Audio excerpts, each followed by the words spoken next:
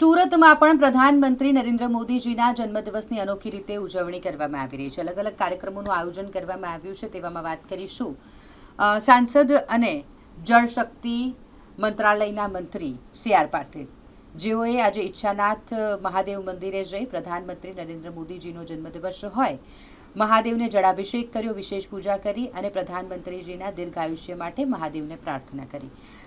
શહેર ભાજપ દ્વારા પણ એક કાર્યક્રમનું આયોજન કરવામાં આવ્યું. એટલે પહેલાં તો જળશક્તિ મંત્રી સી.આર. પાટીલ જેઓ પહોંચ્યા હતા મહાદેવના મંદિરે, જ્યાં જળાભિષેક અને વિશેષ પૂજા કર્યા બાદ સફાઈ અભિયાન હાથ ધરવામાં આવ્યું અને જેમાં ભારતીય જનતા પાર્ટીના અગ્રીમ નેતાઓ, ભાજપ શહેર પ્રમુખ સહિત કાર્યકર્તાઓ જોડાયા હતા.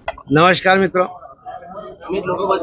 આજે આપણા દેશના લાડીલા વડાપ્રધાન, ગુજરાતના સપૂત અને ભારતનો આખા દેશમાં ડંકો વગાડનાર માનનીય પ્રધાનમંત્રી શ્રી નરેન્દ્ર મોદી સાહેબનો આજે 75મો જન્મદિવસ છે.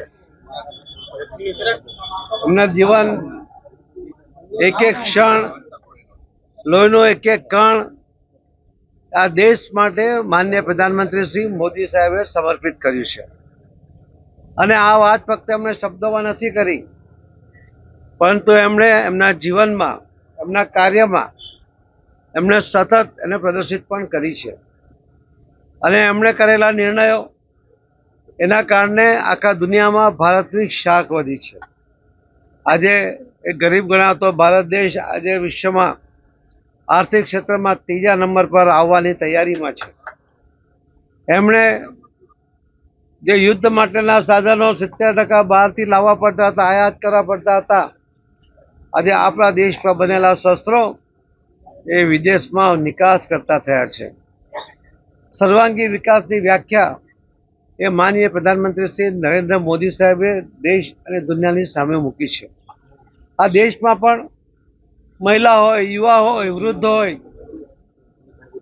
વિશ્વકર્મા સમાજના લોકો હોય કે અન્ય કોઈ પણ સમાજના લોકો હોય, આ દરેક સેક્ટરના લોકો માટે, ખેડૂતો માટે અલગ અલગ યોજના બનાવીને એમનું જીવન સરળ બને એના માટેના સરળ સફળ પ્રયત્ન એ પણ માનનીય પ્રધાનમંત્રી શ્રી નરેન્દ્ર મોદી સાહેબે કર્યા છે.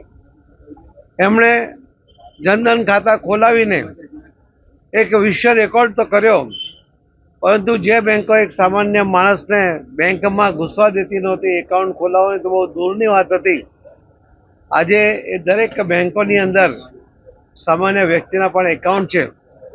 અને એની પાછળનો જે હેતુ હતો કે લોકોનું બેંક એકાઉન્ટ તો ખુલે, એમાં એ સેવિંગ પણ કરે, પરંતુ સરકારની યોજનાઓનો લાભ એમને ડાયરેક્ટ બેનિફિટ યોજના મુજબ એમને ટ્રાન્સફર થાય, ડીબીટી મુજબ એને ટ્રાન્સફર થાય, એના માટે કરોડો ખેડૂતો, કરોડો બહેનો એમને પણ આનો લાભ મળતો થયો છે. વચેટિયાઓ એમાંથી બહાર નીકળ્યા છે. કોઈ દલાલ એનું અસ્તિત્વ હવે ધરાવતો નથી. અને એ આપણે જોયું છે કે કોરોનાના સમયમાં પણ બહેનોને જ્યારે એમણે મદદ કરવાની હતી, ત્યારે કોઈ અધિકારી અથવા તો જે લાભાર્થી પોતે કલેક્ટર કચેરી કે મામલતદાર કચેરી પહોંચી શકે એવી સ્થિતિમાં નહોતા, ત્યારે પણ એમને ડીબીટી મુજબ એમના જનધન ખાતામાં સીધા પૈસા બહેનોને એમણે આપ્યા. અને કોરોના જેવા મુશ્કેલીના સમયમાં પણ મોદી સાહેબે એક રાહત આપી છે. પહેલગામ જેવા બનાવ બન્યા અને ત્યારે એને જવાબ આપવો જોઈએ એવી જે દેશના લોકોની ઈચ્છા હતી, એનું પણ એમણે સફળતાપૂર્વક લોકોની ઈચ્છા પૂર્ણ કરી છે. આજે વિશ્વને એમણે બતાવી આપ્યું છે કે ભારત હવે નબળો દેશ નથી. ભારત એક મજબૂત દેશ છે અને દુશ્મનોના ઘરમાં જઈને એને જવાબ આપી શકે એવી ક્ષમતા પણ ધરાવે છે.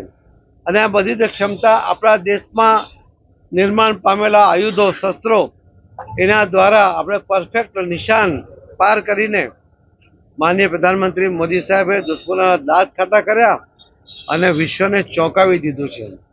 આપણે જોઈએ છીએ કે દરેક જ્યારે કોઈ પણ મુસીબત આપણી સામે આવીને ઊભો હોય, પૂર હોય, પ્લેગ હોય, કોઈ કુદરતી આફત હોય, ધરતીકંપ હોય, કોઈ પણ વખતે માનનીય પ્રધાનમંત્રી શ્રી નરેન્દ્ર મોદી સાહેબ ખડક બનીને સામે ઉભા રહેતા હોય છે અને એના દ્વારા લોકોની જરૂરિયાતોને પૂર્ણ કરતા હોય છે.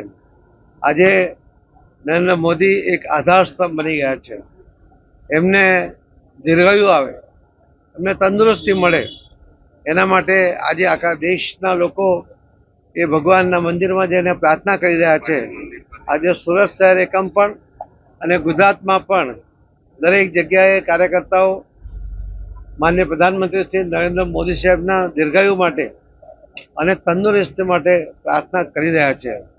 આટલા બધા કરોડો લોકોનો જે અપેક્ષા એ ભગવાન પણ પૂર્ણ કરશે જ એવી અમને શ્રદ્ધા છે. ધન્યવાદ.